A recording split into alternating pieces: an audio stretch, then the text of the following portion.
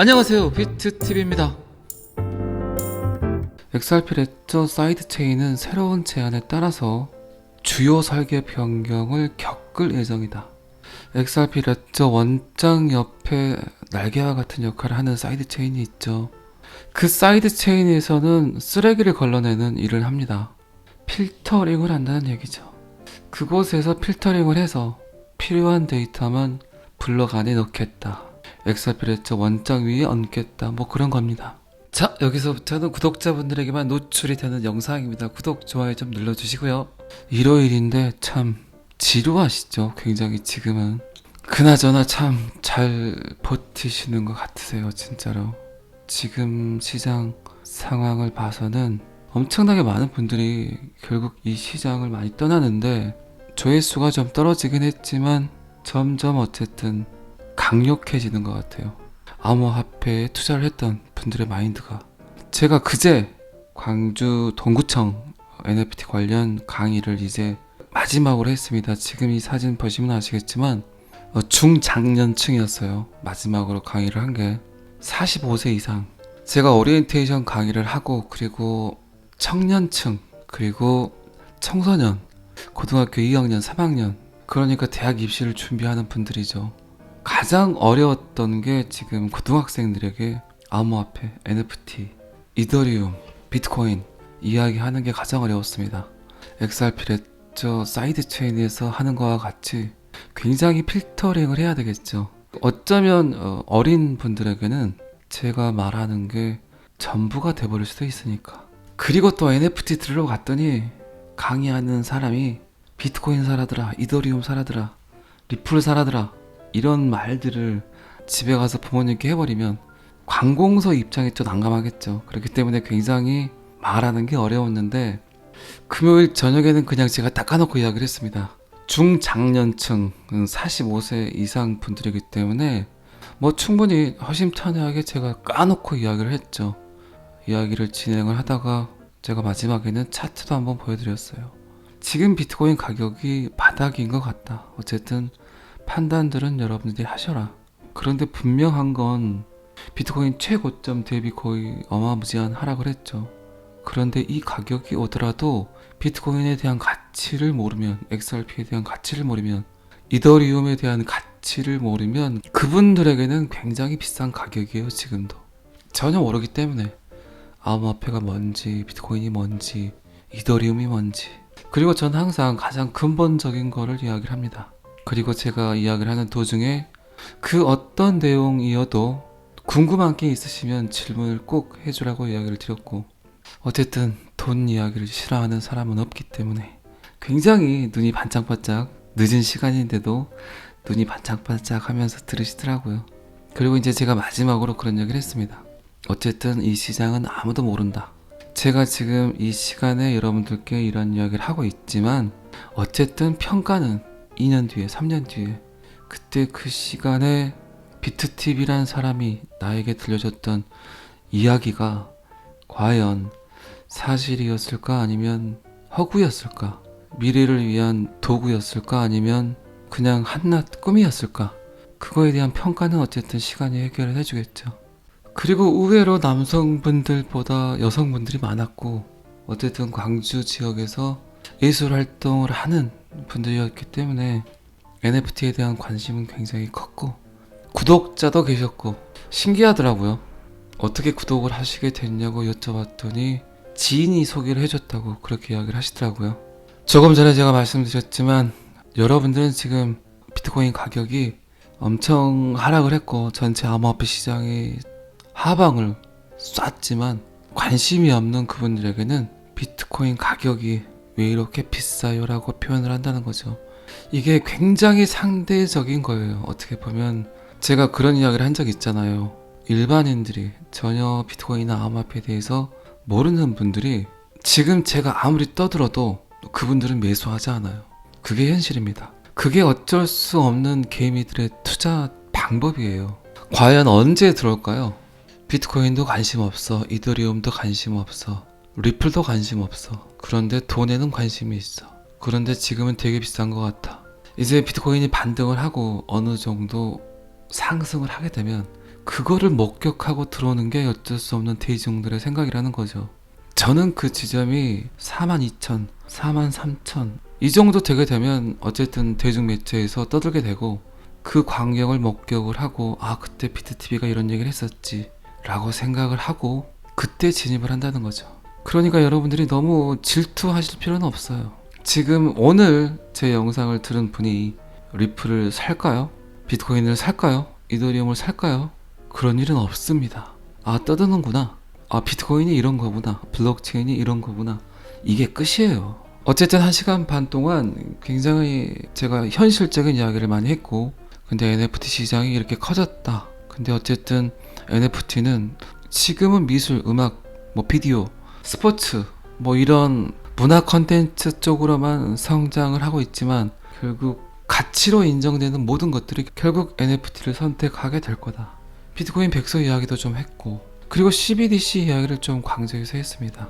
어쨌든 마지막 제 이야기는 제 이야기를 듣는 분 중에 분명히 암호화폐를 좀 더 진지하게 알아보고 블록체인을 좀 더 이해하려는 분이 계시겠지만 그냥 아무것도 아니야 저거는 사기야 라고 하는 분도 계실 거란 얘기죠.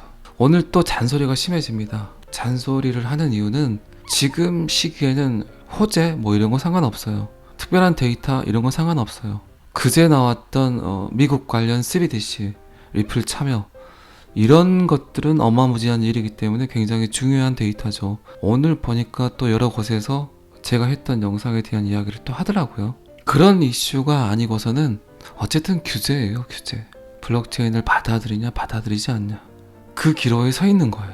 그리고 암호화폐를 어떤 식으로 받아들일 건지 CBDC와 같이 묶어서 받아들일 건지 아니면 디파이 따로 뭐 스마트 컨트랙트 따로 NFT 따로 그리고 거래 도구 따로 어쨌든 이 네 가지가 블록체인이 할 수 있는 모든 것들인데 따로따로 쓸 건지 아니면 요거를 전체 할 수 있는 그 코인 하나가 필요한 건지 그거는 뭐 어쨌든 정책 입안자들이 현명하게 선택을 하겠죠. 이런 데이터 외에는 어쨌든 지금은 별 시장에 영향을 줄 수 있는 그런 데이터들이 없다는 거예요. 오히려 이런 저의 잔소리들 그리고 여러분들과 다른 분들의 생각 이런 것들이 여러분들에게 더 도움이 되지 않을까 싶어서 잔소리를 또 하고 있습니다. 제가 마지막 강의를 하면서 그걸 느꼈어요.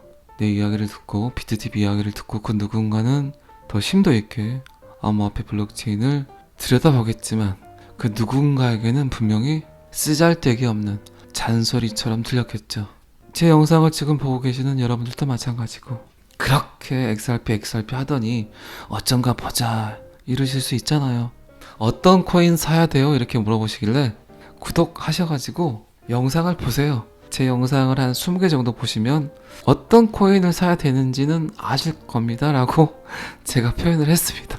근데 여러분들은 잘 아시잖아요, 그죠? 지금은 XRP라는 얘기죠. 지금은 이제 시간이 좀 지나고 다른 코인 이야기 할 수도 있어요. 그 전까지는 어쨌든 SEC 관련 소송 문제가 끝날 때까지는 어쨌든 지금은 다른 코인 볼 필요 없다. 비트코인과 XRP만 보면 된다. 이더리움도 별로 필요 없다. 지금은요. 제가 이더리움을 까는 이야기가 아닙니다. 저도 이더리움을 꽤 들고 있어요. 자 어쨌든 잔소리 그만하고 리플 엔지니어는 XRP 레터 사이드체인의 새로운 버전을 공개했다. 참 중앙 집중적인 코인이기 때문에 업그레이드를 굉장히 편하게 하죠. 쉽게 하죠. 이런 것들이 어느 정도 중앙 집중화된 코인의 가장 큰 장점이죠. 메리트죠. 잘못된 데이터를 바로바로 수정하고 또 버전에 맞는 업그레이드를 바로바로 진행을 하고 그래서 제가 XRP 이야기를 하는 겁니다. 어쨌든 인류가 쓸 수 있는 놈은 하나 선택을 빨리 해놔야 될 거 아닙니까? 깨끗하게 만들어 놓고 리플 CTO 데이빗 슈왈츠는 작년에 XRP 레저가 스마트 계약을 구현하여 이더리움과 경쟁할 수 있는 기능인 연합 사이드체인 개념을 도입을 했다. 그리고 더 많은 토큰화 기능을 잠금 해제할 수 있다. 유틸리티 될 수 있다. 다목적 기능을 할 수 있다. 과자를 하나 먹었는데 이 과자에서 새우깡 맛도 나고 꿀까베기 맛도 나고 꼬부기 맛도 나고 뭐 이렇다는 거죠. 자 어쨌든 리플은 점점 진화하고 있다. 이제 뭐 미국 CBDC를 리플 프로토콜을 깔 건데 그리고 뭐 세계 준비 통화는 XRP로 거래를 한다. 그러면 XRP 가격을 $10,000로 고정을 한다. 분명히 그런데 그거는 기간이 필요하다. 제 생각에는 10년 정도 걸릴 것 같아요. 그 대신 매해 XRP 가격을 어마무지하게 상승을 해서 고정시킬 것 같아요. 10,000불까지 가려면 첫 해에는 한 500불, 그 다음에는 2,000불, 뭐 3,000불, 5,000불 이렇게 픽스를 시키겠죠. 통화 정책을 통해서 인플레이션을 걱정을 해야 되기 때문에 통화량이 너무 많으면은 조금 풀고, 그리고 통화량이 부족하다 그러면 또 많이 풀고, 그렇게 하기 위해서는 어쨌든 매해 아니면 2년에 한 번씩, 3년에 한 번씩 리플의 가격을 픽스 시키겠죠. $10,000가 될 때까지 기다릴 수 있는 사람들이 몇 명이나 계실까요? 미국이 디지털 달러를 리플로 선택을 할까요? 그건 아무도 모릅니다. 어쨌든 선택은 여러분들이 하시는 거예요. 제가 뭐 여러 번 이야기 드렸지만 희망 가능성이 있는 코인을 타고 있자고요. 어차피 코인들 다 거기서 거기에요. 그놈이 그놈이고 그 바닥이 그 바닥입니다. 그 어떤 코인도 독립적이지 못하면 어쩔 수 없어요. 비트코인 오르면 오르고 비트코인 떨어지면 떨어지게 돼 있습니다. 빨리 비트 흡공해서 열애되는 게 가장 현명해요. 근데 지금 여러분들 보면 아시겠지만 비트 흡공해서 열애될 수 있는 코인이 뭐가 있습니까? XRP 리플 뿐이에요. 그리고 방금 제가 말씀드린 미국의 디지털 달러에 XRP 리플이 관여를 하고 있다. 그리고 이틀 뒤에 나온 이 데이터, 스테이블 코인 회사가 리플과 협력 관계를 또 맺었어요. 제가 방금 리플 고정 가격을 이야기 드렸죠. 그리고 이틀 뒤에 스텔리 USD에서 규제되는 다중 프로토콜 스테이블 코인 USDS를 지원하는 네트워크 배열에 XRP가 추가될 수 있다. 블록체인 기업에서 발표를 했고 미국에 기반을 둔 디지털 결제 기업인 리플과 파트너십 체결을 했다. 이 데이터는 어쨌든 디지털 달러 이야기가 나온 이틀 뒤에 스테이블 코인 회사와 리플과의 협력 관계, 머리가 좋으신 구독자분들은 또 다른 상상을 하고 계시죠. 그 상상이 아마 맞을 겁니다. 여러분들도 편안한 상상을 하시는 그런 일요일이 됐으면 좋겠습니다. 그리고 지금 태풍이 무서운 놈이 오고 있습니다. 야외 활동 하시는 분들은 운전 꼭 조심하시기 바랍니다. 즐거운 주말 잘 마무리하시고 태풍 조심하시고 코로나 조심하시고 저는 항상 여러분들의 성공 투자를 기원합니다. 오늘은 여기까지 하겠습니다. 구독과 좋아요는 항상 저를 너무너무 힘나게 합니다. 감사합니다. 비트TV였습니다.